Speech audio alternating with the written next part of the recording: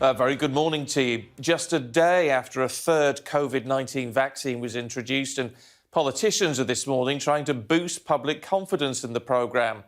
It follows a decision by doctors to offer everyone under 30 an alternative to the AstraZeneca jab after evidence the drug was linked to blood clots. Now, also this morning, new official figures show the infection rate in England fell by about 60% from February to March. But it appears this decline is now levelling off. We'll talk to the Health Secretary in just a few minutes. But first, this report from Sadia Chowdhury. Star of the day.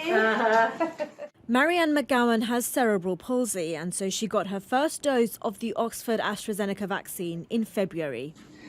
Clever girl. Brilliant. Absolutely brilliant. With a second dose due in a matter of days, Marianne's mother says the issue of blood clots has created uncertainty.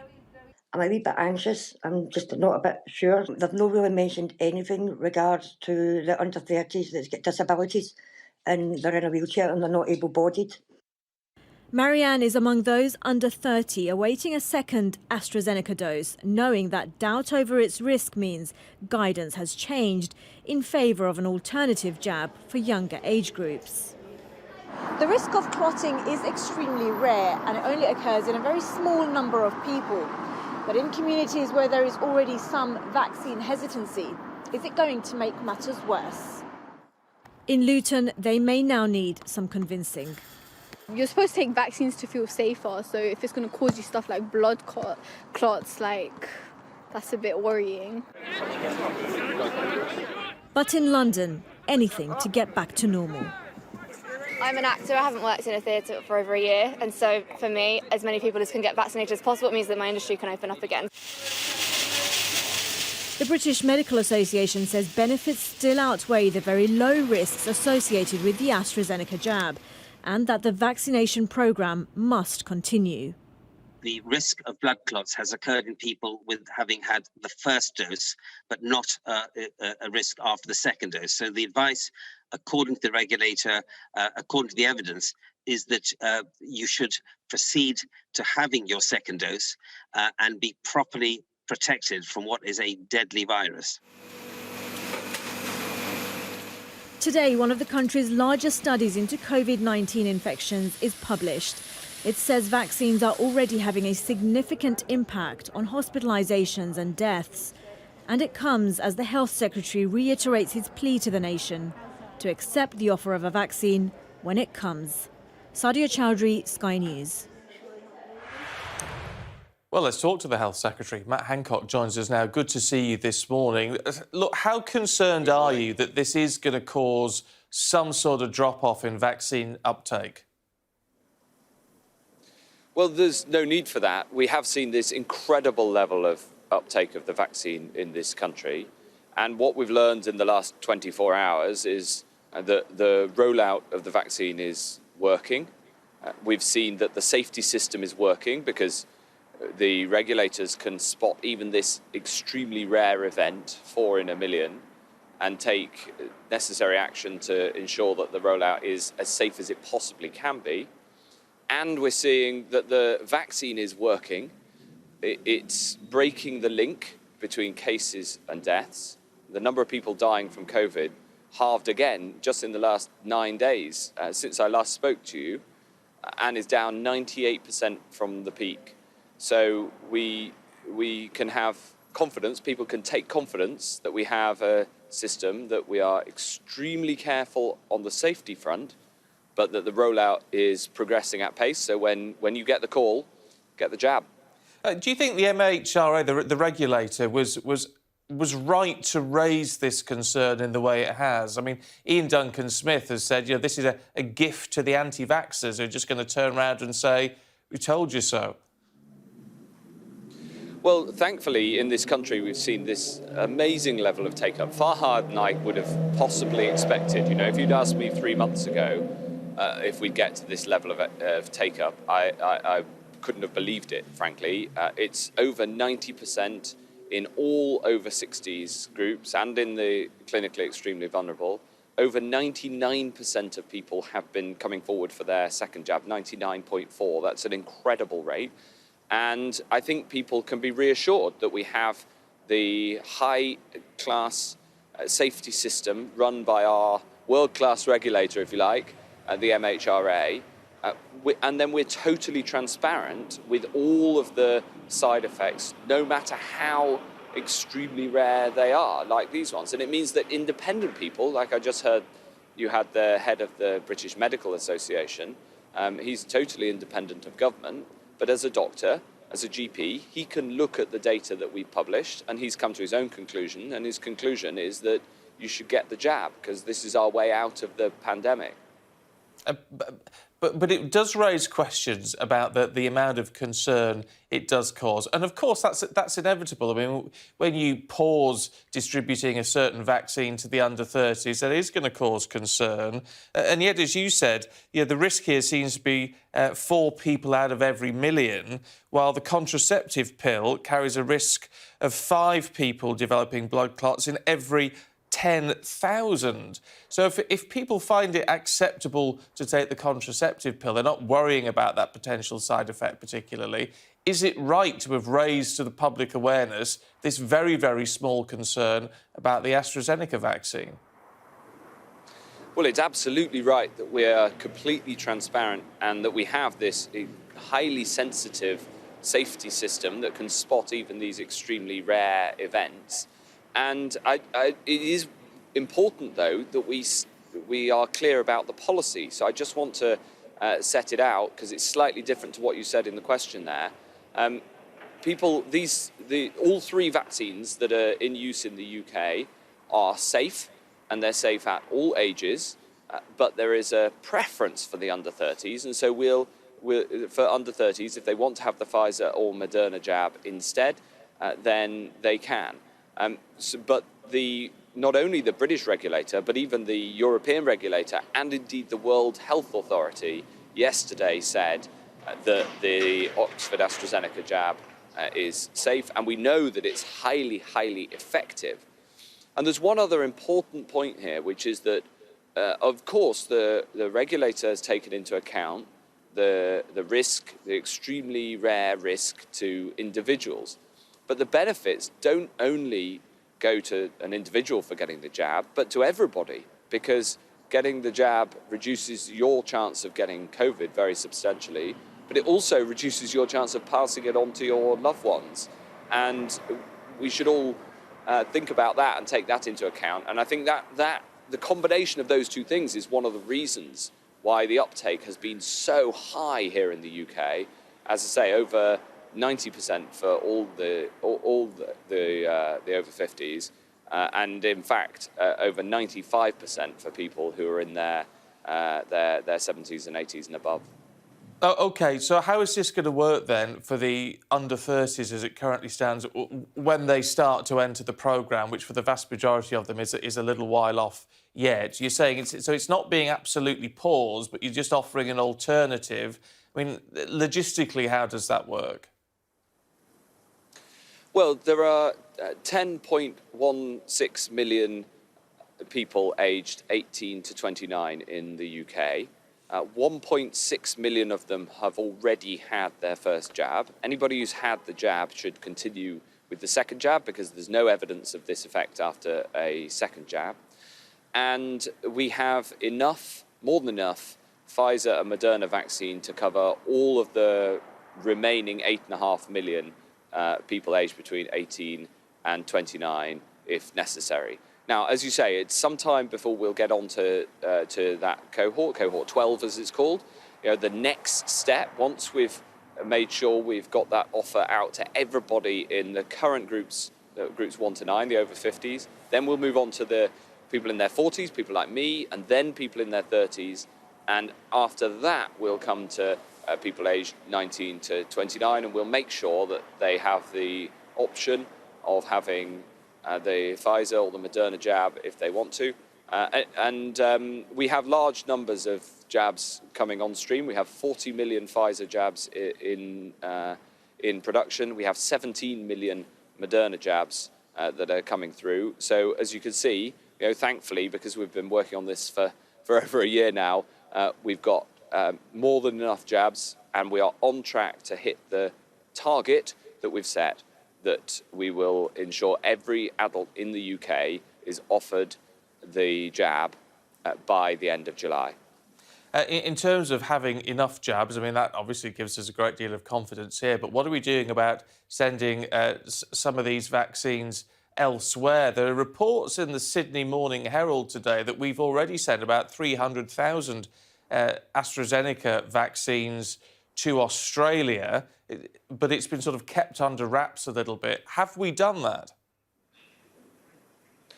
Well, we've made sure that we can get the jabs that we need here, and that's why we have the fastest rollout. And obviously we work with the companies, the three companies, AstraZeneca, Pfizer and Moderna, the three companies that we're now using their jabs here in the UK.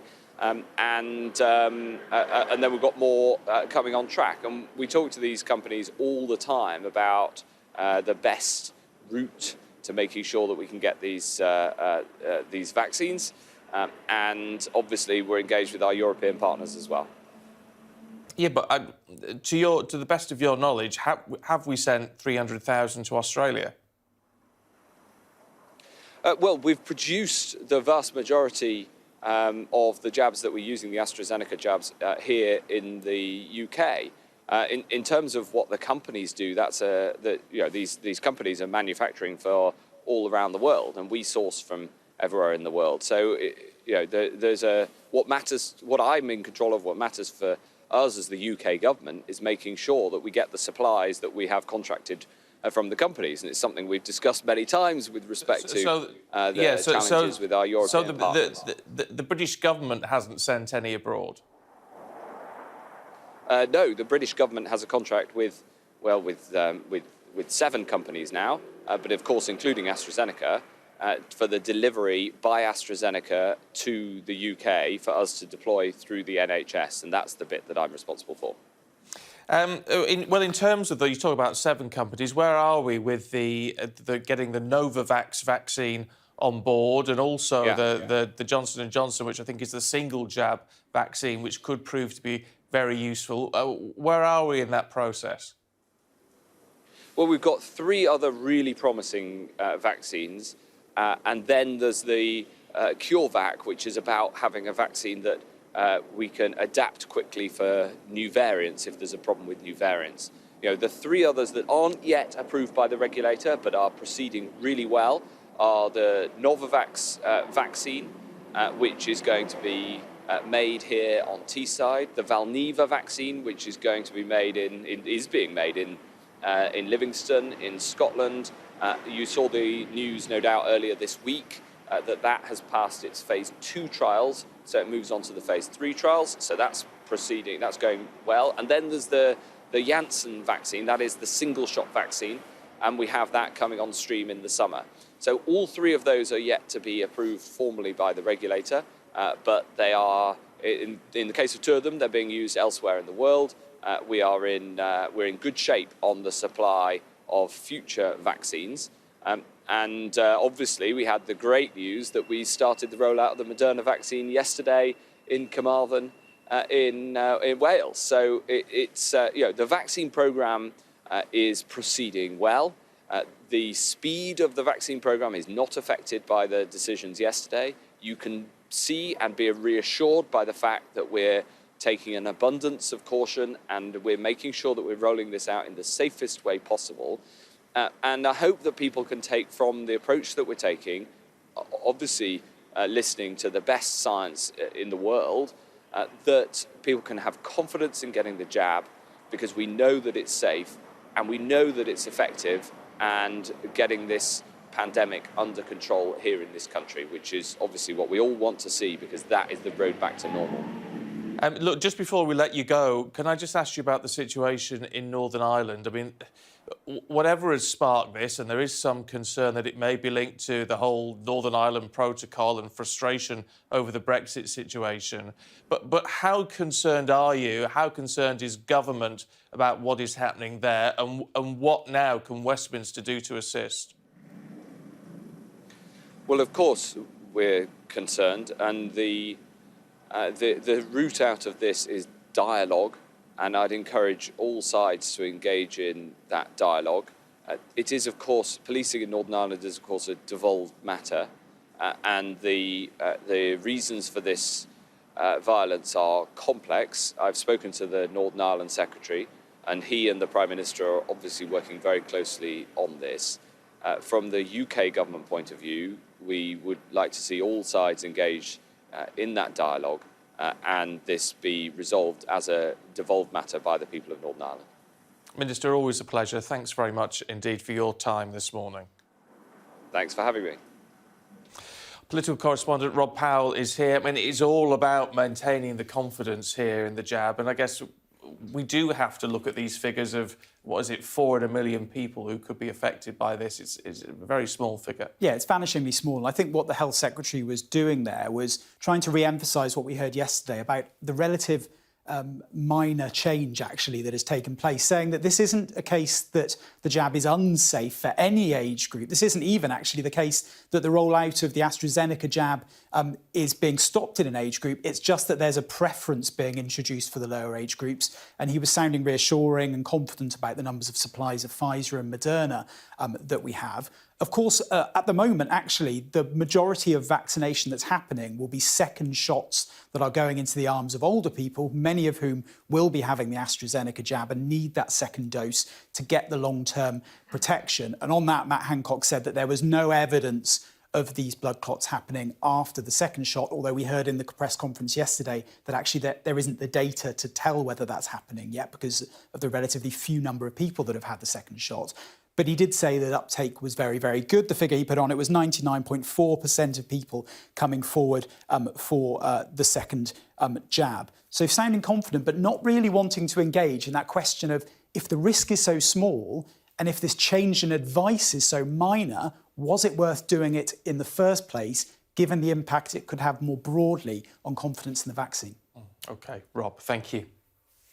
Well, still to come this morning, we're going to talk to the Chief Inspector of Ofsted at 7:30 as they begin an investigation into allegations of sexual harassment in schools in England. And at 8:05, we'll be joined by one of the government's vaccine advisors following the change in advice about people under 30 taking the AstraZeneca vaccine.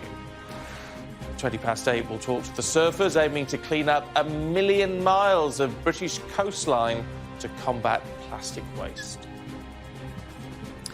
Now, the Prime Minister and the Irish Foreign Minister have condemned another night of violence in Belfast. Police were attacked, petrol bombs thrown and a bus set on fire during disturbances around the Loyalist Shankill and Springfield Road areas. Our senior island correspondent, David Blevins, reports. They were running amok on Shankill Road in Belfast. These teenagers petrol bombing a bus with the driver still on board. Northern Ireland's First Minister condemned it as attempted murder. The Prime Minister said he was deeply concerned by the violence.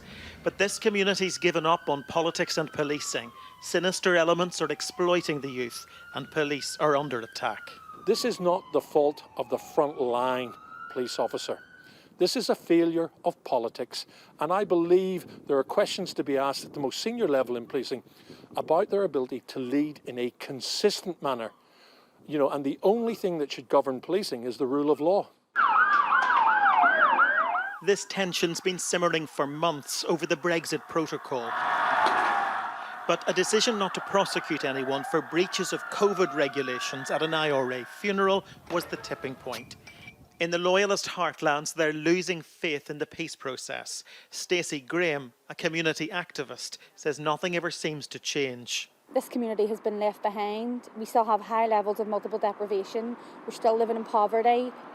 Educational underachievement is a massive issue. We have really poor mental health. And people just feel really left behind and disconnected from mainstream politics. Dale Pankhurst says he understands the anger, but wants young people to make the choice he did. Politics, not violence. People are hugely frustrated. They're sick, sore and tired of this. But there is a way to change it. That's the message that I must say. If you engage, if you empower yourself, if you educate yourself, you then in turn empower and engage your community. And that can make the real difference. Brexit always posed a risk here. Republican violence in the event of a land border, or loyalist violence in the event of a sea border. It's rocked the fragile peace. The fact that society here is still divided by walls like this one points to a failure of politics. For all the hope of the Good Friday Agreement, there has been precious little reconciliation. And for as long as one side is deemed to be winning and the other losing, there will always be potential for civil unrest. It's against this backdrop, scenes reminiscent of the past, that Stormont leaders are under pressure to demonstrate a political alternative to street violence. David Blevins, Sky News in Belfast. Also making the news this morning, police have confirmed the body found in a lake in Essex is that of the missing student Richard Okorogaye. Officers investigating the death of the 19-year-old say they don't think that anybody else was involved. The trial of former police officer Derek Chauvin has heard the use of force against George Floyd should have stopped once he'd been arrested and handcuffed. A police expert supported prosecution claims that Mr Chauvin's knee was on Mr Floyd's neck for about 9.5 minutes. Myanmar's ambassador to the UK was left on the street last night after he was locked out of his embassy in central London. He said there'd been a kind of coup and his building had been occupied. He's previously spoken out against the military takeover. The UK has halted all funding to the charity Oxfam following allegations of sexual misconduct by aid workers in the Democratic Republic of Congo. 2 Oxfam workers have been suspended and officials say no new grants will be awarded until an investigation has been carried out. App users should have greater control over how their data is used, according to Apple. The comments come as the company pushes ahead with plans to launch its App Track Transparency tool, meaning developers will have to ask users for permission to track them. This is Sky News Breakfast. Let's see what the weather's going to do for you today. Higher or lower, Naz? It's like a game of play your cards right. I know, I realise I said that earlier, didn't I? Where will the temperatures become higher or lower? Well, today it's feeling less cold than recent days, but it's for one day or 1.5 days only, because the rest of the week does look to turn colder with wintry hazards again.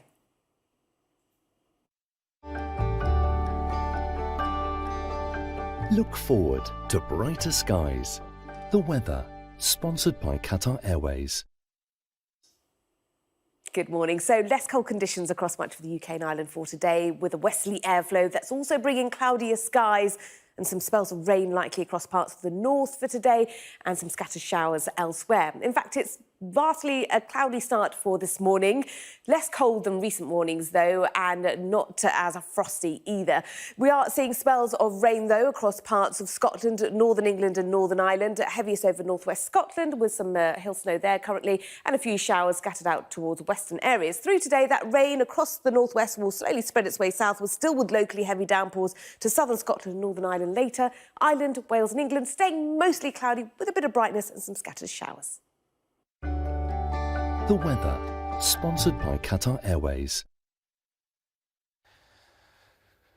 Naz, thank you. Still to come on Sky News Breakfast, we're going to talk to the Chief Inspector of Ofsted as they start an investigation into allegations of sexual harassment in schools in England.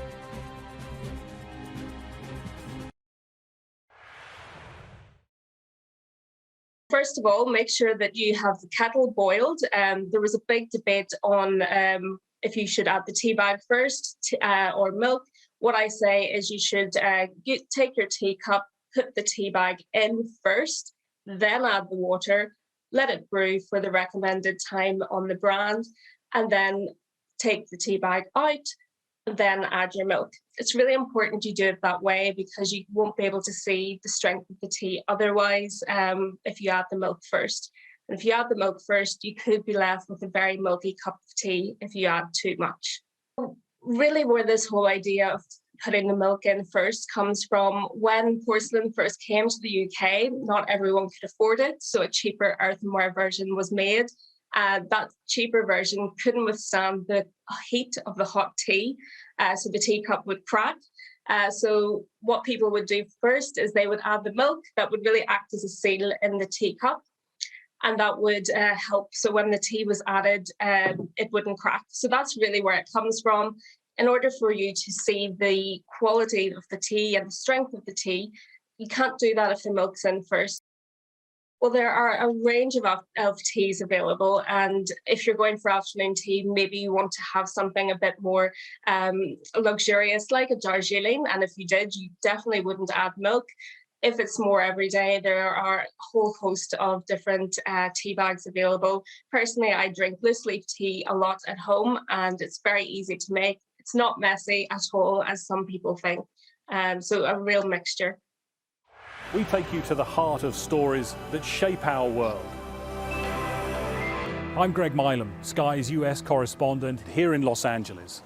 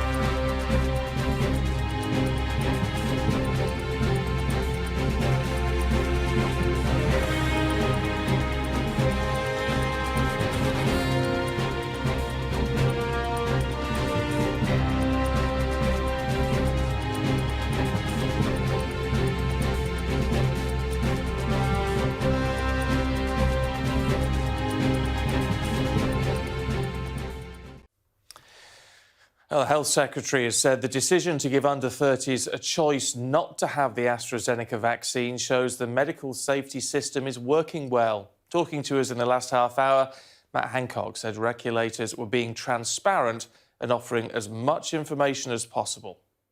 The rollout of the vaccine is working.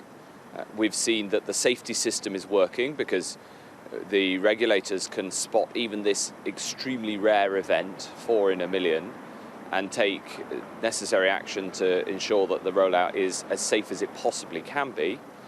And we're seeing that the vaccine is working. It's breaking the link between cases and deaths. The number of people dying from COVID halved again just in the last 9 days since I last spoke to you, and is down 98% from the peak.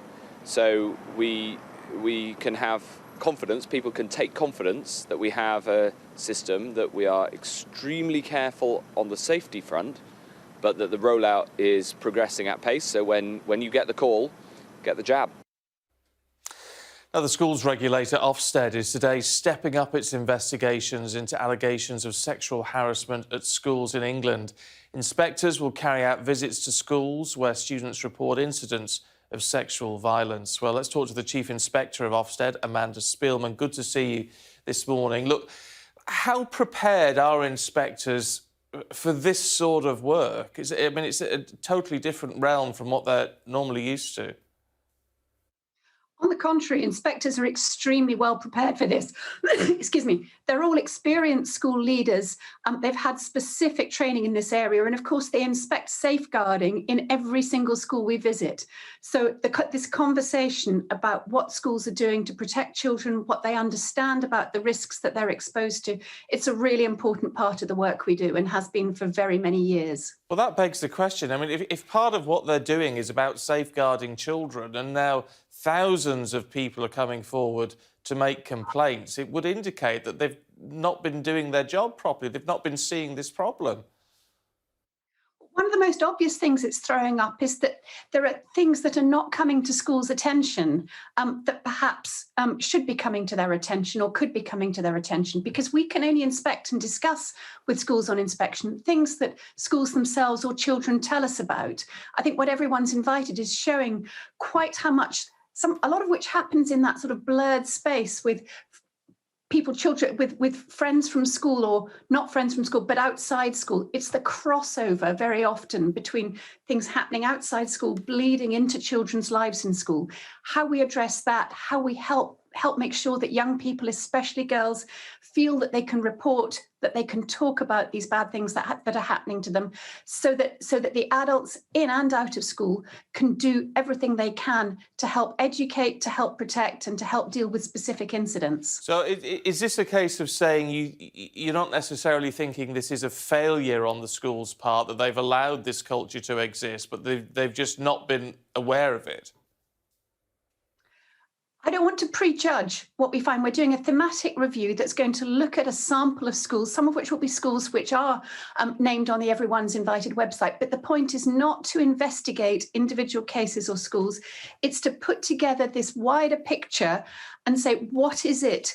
What are the aspects of the problem that are of greatest concern to young people, and what are the things that existing systems do well? What are the things where there is more that potentially could be done to help people focus on thinking about the problems in the right way and to moving towards things that can help and help fast? Does there also need to be a bigger focus on preemptive action? I mean, clearly this is about looking at the problems that exist, but in terms of preemptive action, such as having more focus on empathy and understanding in schools, and respect as well, I guess.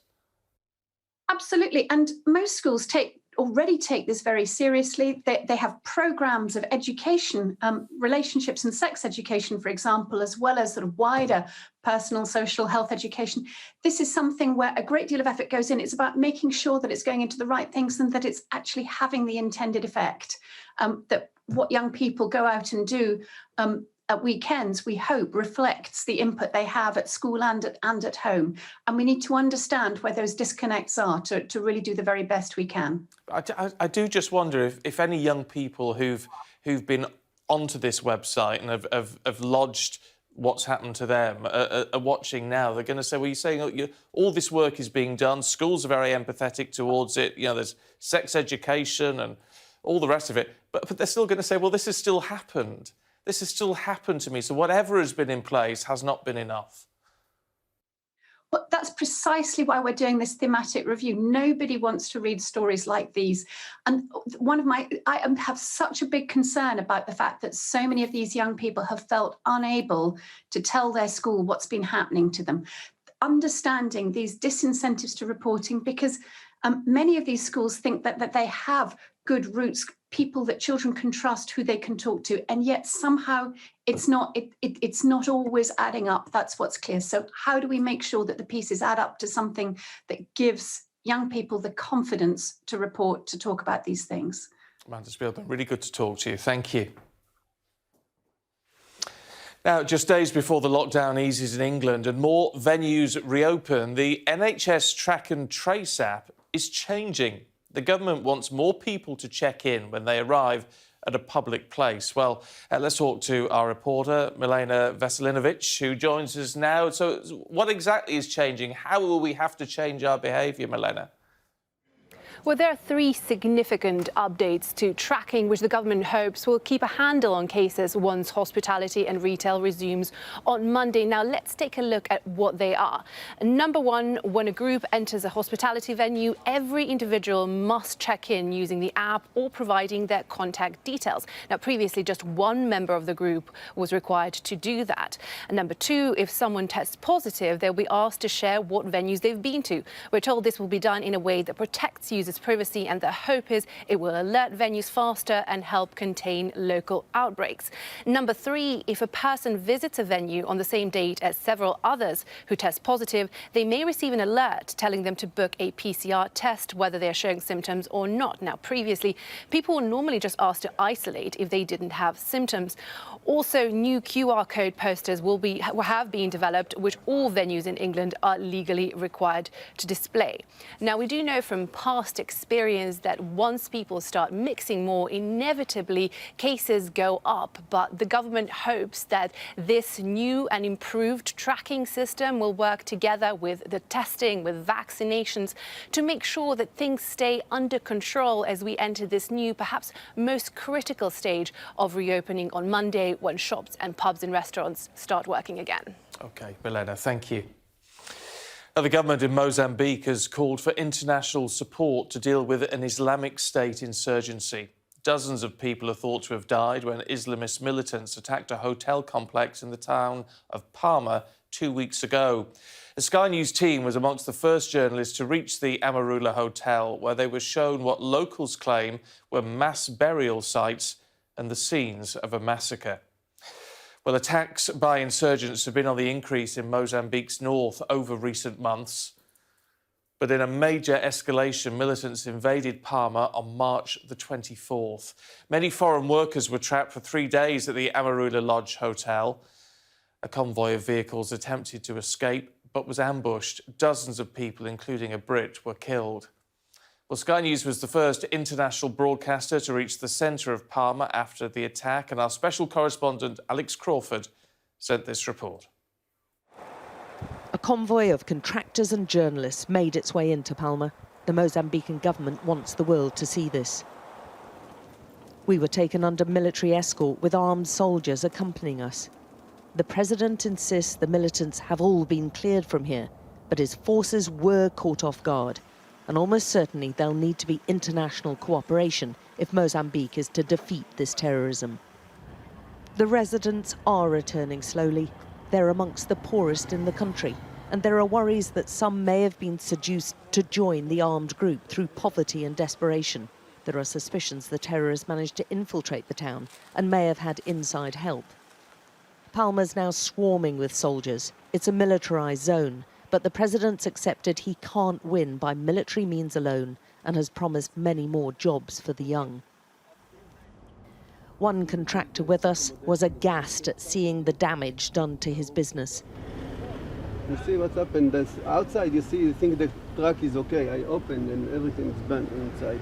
It's going to be tough to restore confidence here. I finished with Mozambique. I'll try to sell my company. I cannot stay. I've got family. I need to take care about them. There's an ongoing investigation into not only how the militants managed to overrun the town, but how they went on to lay siege to this hotel, which was packed with nearly 200 people, amongst them expats, foreign workers and villagers who'd taken refuge here. The Amarula Lodge has been ransacked now by looters who seem to have gone into every room, turning it upside down and stripping it of valuables. For Zvika Karadi, who had workmates trapped here, it's a difficult journey.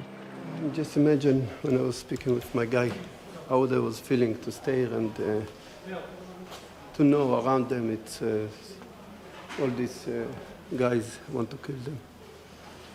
With the terrorists closing in on them, some came up with a plan to break out. It was only a few miles towards the beach and possible safety, and the option was, because they couldn't leave by helicopter, that they'd try and hatch a plan to leave by vehicle. A convoy of 17 or so vehicles that were going to move out and rush to safety. But almost as soon as they exited the gates of the Amarula, they were ambushed with a number of the militants hiding in the bush outside and shooting specifically at the drivers. Only 7 of the vehicles made it. Amongst the dead was Britton Fillmore. His body was recovered from one of the abandoned vehicles. And when the villagers returned, they made a horrifying discovery. Under a tree opposite the Amarula Lodge, they say a massacre took place. They led us to where they insist they found a dozen bodies, now buried, but all foreigners. All of the bodies were laid out under the tree, with their hands tied behind their backs, and their heads had been cut off. There's still little known about the armed group who carried out these atrocities and caused such destruction here, and where in this desperately poor area they are getting their funding from. We don't know the reason why they're fighting or who the enemy is. Right now, they need to ensure it's secure enough to rebuild, and first priority is restoring the phone network. It will make a huge difference for people to find their loved ones that are missing and haven't been able to communicate with. We think it will contribute a lot to help stabilise the current situation and ease the pain. Over the next few days, Southern African leaders will gather in Mozambique to hammer out plans to combat this terror threat, amid growing alarm at the insurgency spreading. Alex Crawford, Sky News in Palma, Mozambique. Well, still to come on Sky News Breakfast, how the government is giving an extra level of support to the hundreds of thousands of Hong Kong citizens expected to move to the UK.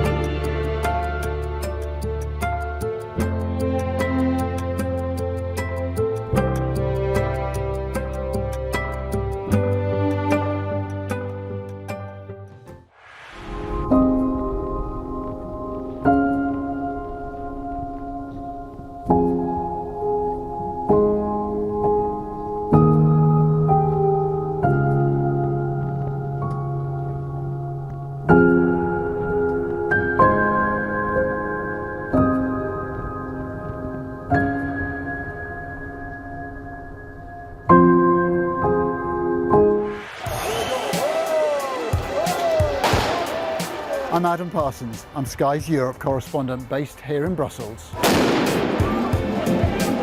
More flares going off, a volley of rocks, cobbles have been pulled up out and are being used as missiles to hurl at these police. We take you to the heart of stories that shape our world.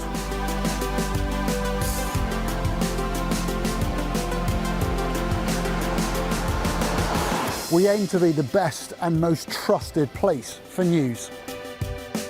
We have now left Italy and entered France. Nobody's asked to check our identity.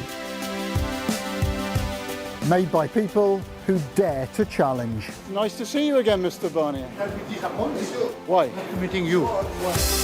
Fishing does have the potential to stymie an enormous economic deal.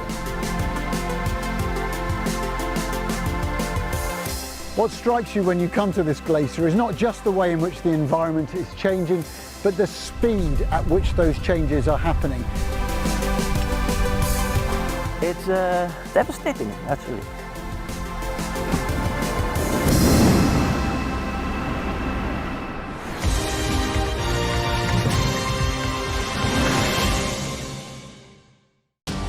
For the early risers. As we examine the story beyond the headline. For the knowledge seekers. Welcome to Divided States. For the straight talkers. The curious and the ones who want to be entertained. Backstage, Sky News' entertainment podcast. For wherever you are. Welcome to Sophie Ridge on Sunday podcast. For the ones who want to know more. Welcome to the All Out Politics podcast. For the listeners. From Sky News Storycast. Sky News Podcasts. Listen and subscribe for free. Did you know that if we make small changes to our lives, we can reduce air pollution by loads? But how much? Exactly, loads. It'll be less cold than recently today, but generally cloudy with rain spreading southwards over Scotland through the day and to Northern Ireland later. It'll then become brighter from the north, but colder with wintry showers. And elsewhere, we'll see showers spreading eastwards across Ireland, Wales and England in between some bright or sunny spells. So taking a look at the air pollution levels on a scale of 1 to 10, with 10 being very high, most places will remain at a low level of 1 to 3 again. However, some isolated pockets of moderate air pollution may persist over the Northern Isles and along the coasts of northern Scotland. The Air Quality Report, sponsored by Philips Air Purifiers. Now, the trial of Derek Chauvin, the former police officer accused of murdering George Floyd, has heard that the use of force should have stopped at the moment Mr. Floyd was face down on the ground and had stopped resisting. Mr. Chauvin denies the murder and manslaughter of Mr. Floyd in May last year. Our US correspondent Greg Milam reports. The amount of force George Floyd was subjected to in the moments before his death is the key question in this trial. Jody Steiger has invested more than 2,000 cases of use of force by police. He isn't the first to tell the jury that what Derek Chauvin did to George Floyd was excessive. As the time went on, clearly in the video you could see that Mr. Floyd's his health was deteriorating.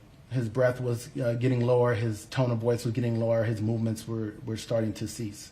So at that point, as a officer on scene, you have a responsibility to realize that, okay, something is not right, something has changed drastically from what was occurring earlier, so therefore you have a responsibility to take some type of action. He was asked whether, as the defence has claimed, the bystanders who were there that day represented a hostile crowd that distracted Officer Chauvin. I did not perceive them as being a threat. And why is that? Because they were merely filming, and most of it was their concern for Mr. Floyd. The prosecution also played part of an exchange between the officer and Mr. Floyd, recorded on a police body camera, which they say showed he wasn't distracted. I can't breathe, officer. Talking, started yelling. Kill me. They will kill me, man. Takes a heck of a lot of oxygen. When George Floyd says, "I can't breathe," Officer Chauvin replies that it takes a heck of a lot of oxygen to talk. The jury was shown this photo of Officer Chauvin, taken by investigators. A belt full of equipment would have added to the weight on George Floyd, they said. The court saw this CCTV of Mr. Floyd arriving that day. He was under the influence of unknown substances, the court heard.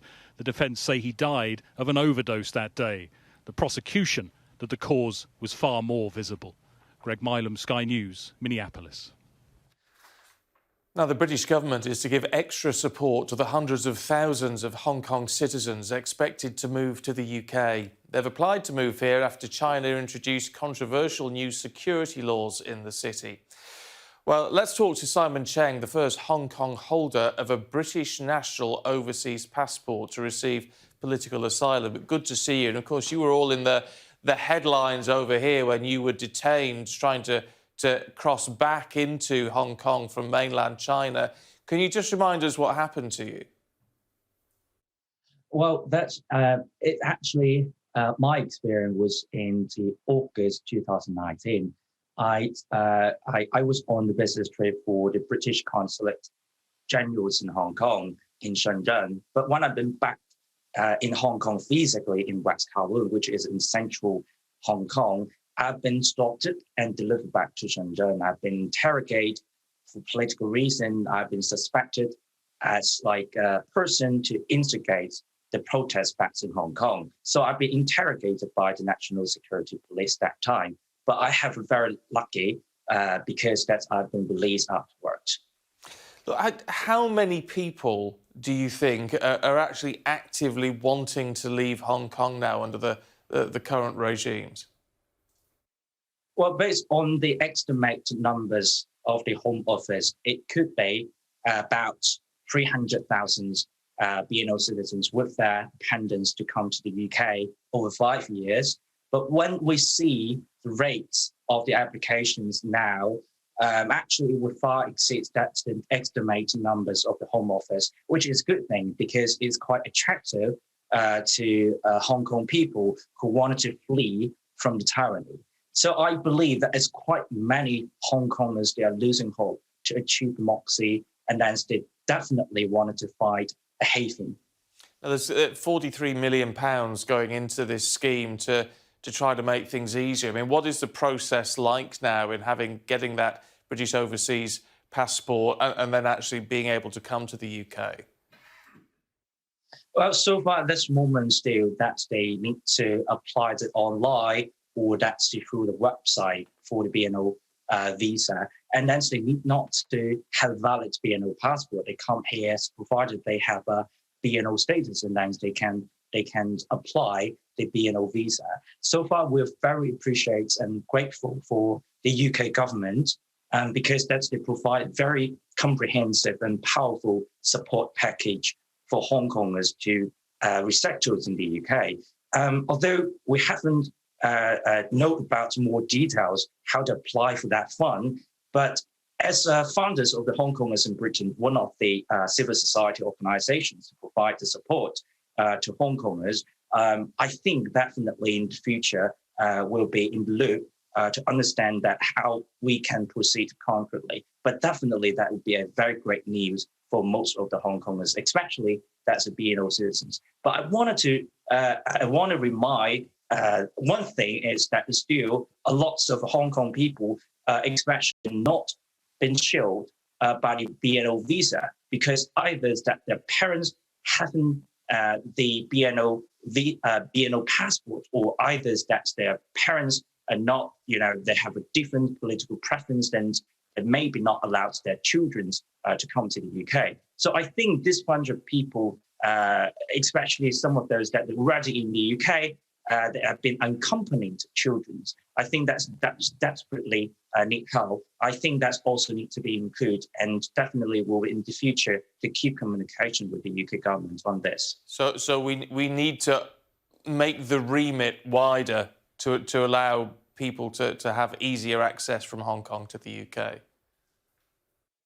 I think so. Though that's like what's the audience, what the feedbacks of the audience will receive. Also, they think that they wanted to try best themselves to self-sustain in the UK, and I think that's this kind of their supportive package for Hong Kongers could be a very powerful launchpad for them to contribute the UK economy, but of course, for sure, the UK democracy.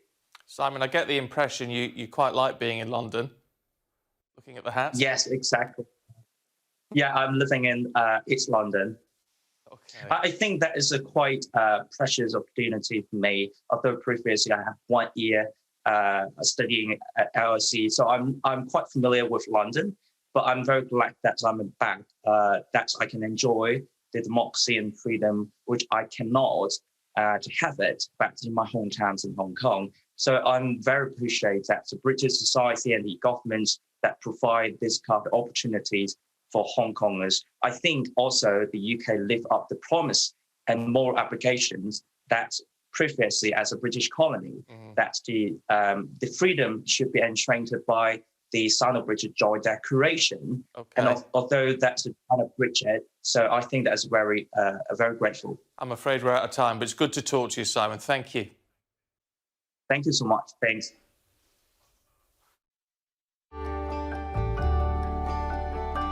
Look forward to brighter skies. The weather, sponsored by Qatar Airways. Good morning. It's going to be less cold today due to a westerly airflow, but that's also bringing through cloudier skies for today, as well as spells of rain currently across parts of Scotland, the north of England and Northern Ireland. We're seeing outbreaks of rain heaviest over northwest Scotland, where there is some snow over the high ground there. And there's some showers scattered out towards western areas. Elsewhere, though, it's mainly dry, but it's cloudy and less cold than previous mornings. And going into this afternoon, we continue with a predominantly cloudy skies. There will still be some bright or sunny spells, though, across parts of England, Wales and Ireland, but some showers at times are possible, well scattered ones. Meanwhile, across northwest Scotland, rain there with heavy downpours will spread southwards to southern Scotland and Northern Ireland later. Behind that, it will become brighter but much colder with wintry showers. The weather, sponsored by Qatar Airways.